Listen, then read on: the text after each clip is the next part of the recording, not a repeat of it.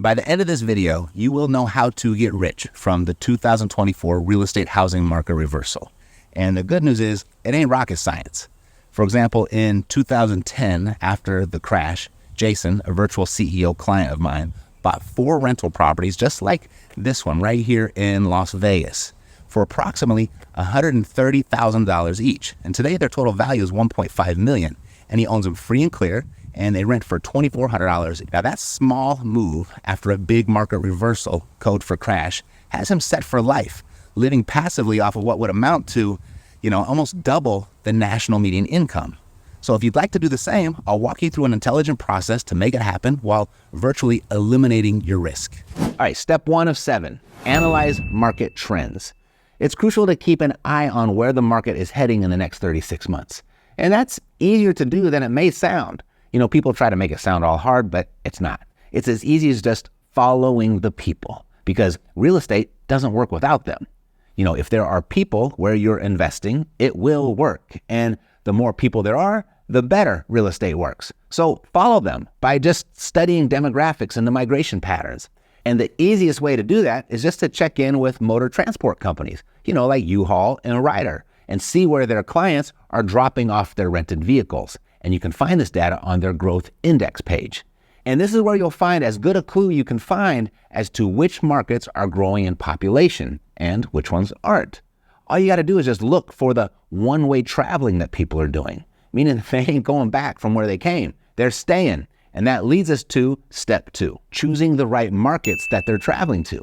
And you can identify these markets by identifying this high demand and high supply, because temporary oversupply creates buying opportunities, while undersupply drives rent growth and property appreciation. So your job is to look for markets where new units are being added, creating temporary market disruptions.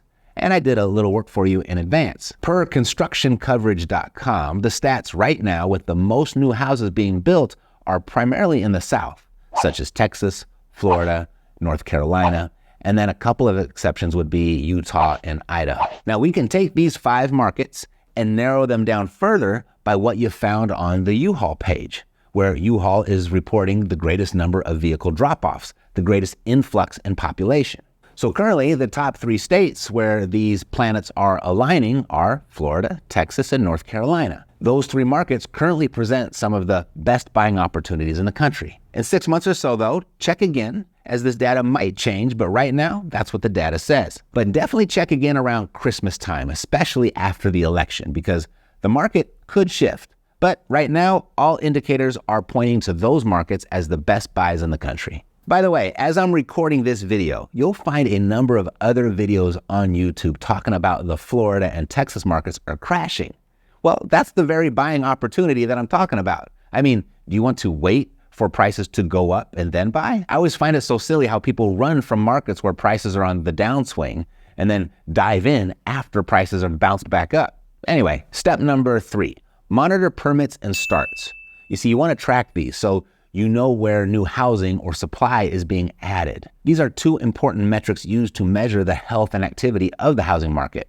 And here's the difference. Permits, or building permits, are authorizations granted by local government agencies to construct new buildings or renovate existing ones. You see, before any construction can begin, builders got to get these permits. They got to get permission to build. So these permits, they ensure that their building projects comply with local zoning laws, building codes, safety regulations, and other bureaucratic stuff like that. So the number of building permits issued is a future indicator that reflects the intention to build new homes. And this is important because an increase in building permits suggests that builders are confident about the market. But from an investor standpoint, it's a predictor of, hey, more houses are on the way. Now starts, or housing starts, however, refer to the actual beginning of construction where physical ground is being broken. There's workers on site, shovels are in the ground, hammers start swinging. These buildings are past the planning stage, so it's a much more direct measure of current construction activity than the permits are. Both permits and starts are crucial for understanding different phases of the housing market. Permits provide a glimpse into future construction trends, while starts show the present level of building activity. So generally, high permits and starts indicate incoming supply, which will cause prices to stagnate or even drop, especially if unmatched by demand. And that tells an investor it's a good idea to wait until the incoming supply softens prices before buying more. Declines in permits and starts suggest future undersupply in the coming years, which can be an optimal time to purchase as the undersupply should cause prices to rise. Pretty simple, right? So regions showing both high population growth and high supply are ripe for investments before prices escalate. And that's how you come up with Florida, Texas, and North Carolina right now. And you can already see in these markets, inventory is rising, days on the market, that's growing, and sellers are cutting prices. More in these markets than most parts of the country. YouTubers are using Florida's crashing market as clickbait. But according to the migration patterns and incoming supply, this softening of these markets is temporary. At some point in the near future, the next 2 to 3 years, that supply will be consumed by the growing population and prices will rise rapidly. And you want to be in position to ride that wave. Although permits and starts are not a perfect system for predicting the future of housing, they are about as close to a crystal ball as you're going to find in real estate, or any asset class for that matter. And that brings us to step number 4, risk assessment. Because real estate, it's risky, right? Not really. People are risky. But real estate, as long as you cover a few key bases, it's pretty tough to lose holding real estate in your portfolio. For example, if you notice high levels of construction activity, permits and starts, but starts specifically without corresponding demand, you can almost guarantee you're going to see increased volatility in that market. You probably want to stay away from there. So as much as you can use this data to predict where to buy or where to wait, investors should also routinely use this data to assess the risk associated with entering or expanding within a market at any given time. Meaning use this data to predict where not to buy to. Now, where the big opportunities can be found, well, I'm going to let you in on that right after you subscribe and like this video. Appreciate it. So the big opportunities can be found in step 5. You want to capitalize on oversupply. This is when you want to go into acquisition mode. And this typically occurs a few years after high permits and starts in the area. And you can easily pull up these charts with a few Google searches to see where permits and starts were high 2 to 3 years ago. You want to take action in these areas by buying cash flowing properties at lower prices. This way you can benefit from future rent increases and appreciation when the supply diminishes. Because if you did your homework on demand, that supply will diminish.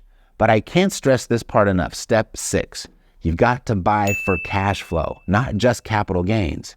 Although we're analyzing different markets for future growth through capital gains, there's no guarantee as to when those gains are going to happen.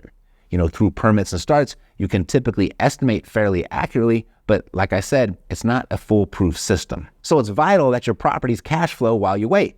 This will ensure that you can cover the expenses and debt on your properties, which gives you stability during market fluctuations. You should always have a plan B. And in this scenario, cash flow, that's your plan B. Because sometimes plan A doesn't happen or happen when you want it to, but it will. You just want to make sure that your properties are paying you more than they're costing you while you wait. And lastly, step 7, network with lenders and asset managers. You want to make some new friends here if you don't know any already, because during a crash, these new buddies of yours will be managing distressed assets and they can be your source for the best deals. So make some friends and do that now.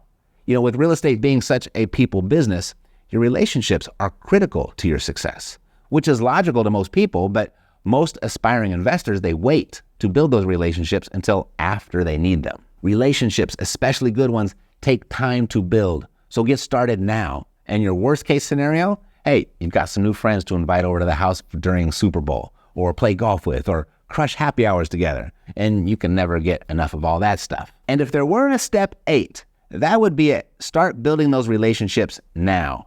I've learned all of these lessons the way you don't want to from the school of hard knocks. And if I can help you avoid that school, I want to do that. And that's why it makes sense for you to watch this video next. All right, take care.